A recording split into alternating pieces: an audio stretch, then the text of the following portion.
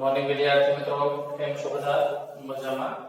તમારા ધોરણ 9 ની અંદર આપણે ઇંગ્લિશ વિષય છે એની અંદર ગ્રામર સ્ટાર્ટ કર્યું છે. ગ્રામર ની અંદર મિત્રો બધા જ કાર્ડ છે એ ખૂબ જ મહત્વના છે. એ કાર્ડ ની અંદર આપણે પહેલો કાર્ડ સિમ્પલ પ્રેઝન્ટ ટેન્સ એ શરૂ કરેલો છે. સિમ્પલ પ્રેઝન્ટ ટેન્સ ની અંદર ત્રણ જાતની વાક્ય રચના, ગમે તે કાર્ડ હોય એમાં ત્રણ જાતની વાક્ય રચના હોય: હકાર, નકાર અને પ્રશ્ન. આ મુખ્ય છે. બાકી ઉદ્ગારવાળી વાક્ય રચના હોય એ બધી આની અંદરથી જ આવી જાય. પણ કાર્ય થાય તો હકાર, કાર્ય ન થાય તો નકાર, કાર્ય થાય છે કે નથી થતું એ પૂછવાનું હોય તો પ્રશ્ન. તો આ રીતે આપણે શું કરી છે? ગ્રામર સ્ટડી કરી છે. તો સિમ્પલ પ્રેઝન્ટ ટેન્સ સાદો વર્તમાન કાળ, એની અંદર આપણે પહેલે જોયું હતું સાદા વર્તમાન કાળની અંદર બધાય કર્તા છે. કર્તાનું કોષ્ટક, કર્તાનું કોષ્ટક આપણે પહેલા ભણી ગયા છે પણ રિવિઝન કરી લે. પહેલો પુરુષ, એકવચન અને બહુવચન. પહેલો પુરુષ, બીજો પુરુષ અને ત્રીજો પુરુષ. બરાબર? પહેલો પુરુષ, બીજો પુરુષ અને ત્રીજો પુરુષ. પહેલો પુરુષ એકવચન એટલે I, પહેલો પુરુષ બહુવચન એટલે we, બીજો પુરુષ એકવચન એટલે you, બીજો પુરુષ બહુવચન એટલે you, ત્રીજો પુરુષ બહુવચન એટલે માત્ર they એટલે તેઓ. પણ પુરુષ હોય ત્રીજો પુરુષ એકવચન તો he, સ્ત્રી હોય તો she અને નાન્યતર જાતિ કે કોઈ બીજું હોય તો it. આટલું આપણે કહી નાખા. આ રેફરન્સ છે બધું. આ કર્તાનું કોષ્ટક છે. પછી હવે ક્રિયાપદના રૂપો, આ બધાય મહત્વના છે. ક્રિયાપદના રૂપો, એમાં ક્રિયાપદનું મૂળ રૂપ, એની આગળ ટુ લાગે, જેમ કે ટુ પ્લે એટલે રમવું. બરાબર? પછી ક્રિયાપદનું ભૂતકાળનું રૂપ તો ઈડી લાગે. ભૂતકાળના અનિયમિત રૂપો હોય ઘણા બધા. આ ઉદાહરણ સ્વરૂપે લખ્યું છે. મૂળ રૂપ, ભૂતકાળનું રૂપ અને ત્રીજું છે ભૂત કૃદંતનું રૂપ. એમાં ઈડી લાગે. Play play played. બરાબર? પછી ટુ કટ એટલે કાપવું. તો કટ કટ અને કટ આવી રીતે થાય. ત્રણેય રૂપ જુદા પણ હોઈ શકે, એક જેવા પણ હોઈ શકે. To read, READ. ઉચ્ચારણ હોઈ શકે. રીડ રેડ રેડ આવું થાય. Read read read. તો ઘણા બધા ક્રિયાપદના રૂપો છે. આપણે મૂળ રૂપ વપરાય છે ભૂતકાળનું કે ભૂત કૃદંતનું એ યાદ રાખવાનું. અહીંયા તો મૂળ રૂપ જ વપરાશે એટલે કઈ પ્રોબ્લેમ નથી.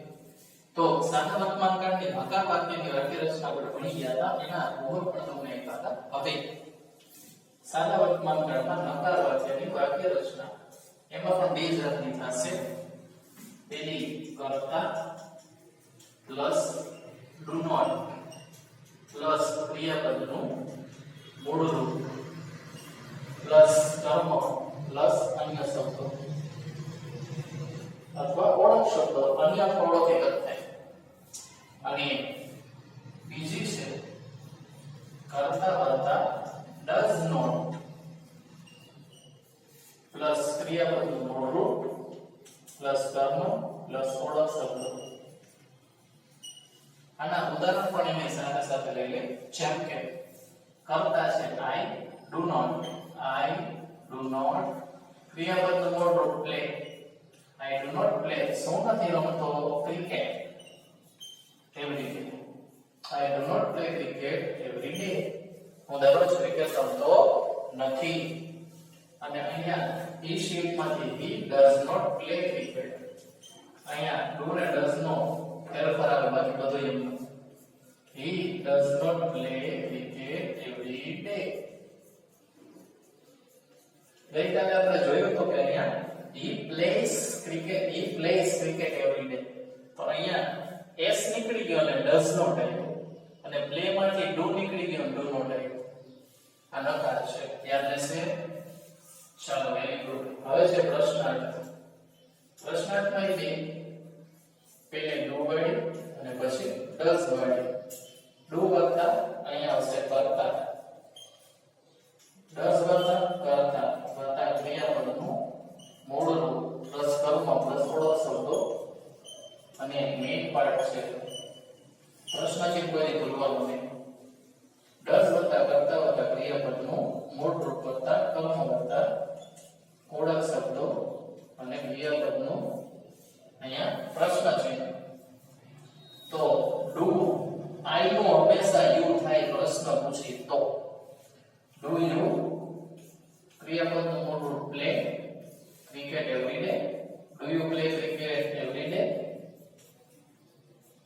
પ્રશ્ન ચિહ્ન અને ડઝ હી પ્લે યોર અહીંયા ડઝ આવે ને એટલે હંમેશા મૂળ રૂપ આવે ડઝ આવે તો મૂળ રૂપ જ આવે એસ કે એસ નીકળી જાય પ્રશ્નાર્થ અને નકાર બેમાં does he play cricket every day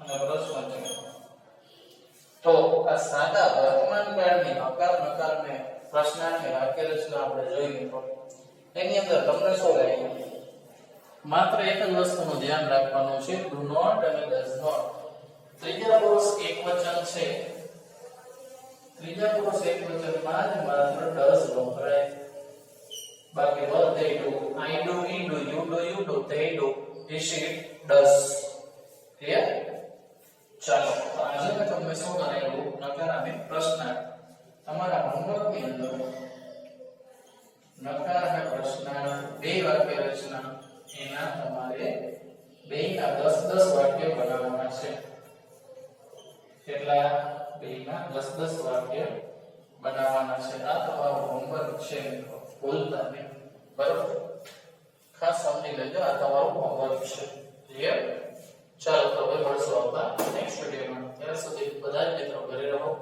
સુરક્ષિત રહો થેન્ક યુ